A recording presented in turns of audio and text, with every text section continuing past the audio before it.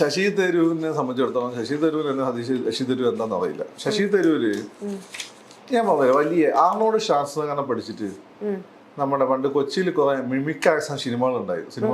അതിൽ നായകനാക്കാൻ പറ്റും. ഇയാൾ അങ്ങനെ ഗ്ലോബലി നടന്നുകൊണ്ടിരുന്ന ഒരാളാണ്. അങ്ങനെ ഇന്ത്യയുടെ വിദേശകാര്യ മന്ത്രി ആവാൻ വേണ്ടി വന്നതാണ്. ആ സമയമൊക്കെ തെളിഞ്ഞു വന്നിരുന്നു. ആ സമയത്ത് ആവശ്യമില്ലാതെ വിവാദം വന്നു. അങ്ങനെ ഇന്ത്യയുടെ കൾച്ചറൽ കോണ്ടക്സ്റ്റ് പിടിയില്ല. കാരണം കാറ്റിൽ ക്ലാസ് വിവാദം വന്നു. പിന്നെ അദ്ദേഹം ഈ ഗേൾഫ്രണ്ട് പിന്നെ ഭാര്യയായിട്ടുള്ള അവരുടെ കൂടെ ഇതൊക്കെ അദ്ദേഹത്തിന് നെഗറ്റീവായി.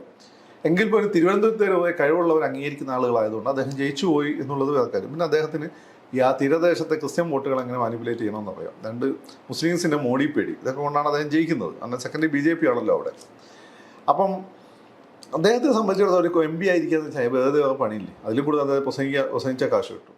He's not happy right now. അതാണ് പ്രശ്നം. കോൺഗ്രസ്സിൽ അദ്ദേഹം ഹാപ്പി അല്ല.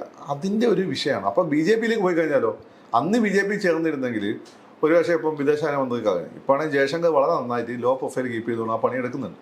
പിന്നെയുള്ള ഉപരാഷ്ട്രപതി രാഷ്ട്രപതി അങ്ങനെയുള്ള പോസ്റ്റാണ്. ഒരാളെ കൊടുക്കുമ്പോൾ നമ്മൾ ആനേനോട് ചോദിക്കിടത്താൻ പറ്റില്ലല്ലോ. ഇന്ത്യൻ കോണ്ടക്ഷൻ അങ്ങനെ ഒരു ആനയാണെന്ന് വിചാരിക്കുക. ശശി തരൂരിന് ആകപ്പാടെ പറ്റുന്നതെന്ന് വെച്ചാൽ ഇന്ത്യക്ക് കുറച്ച് സേയൊക്കെ കൂടി വന്നിട്ടുണ്ട്. അപ്പം ഐക്യരാഷ്ട്രസഭയിൽ ഒന്നും കൂടി ശ്രമിച്ചു നോക്കാം.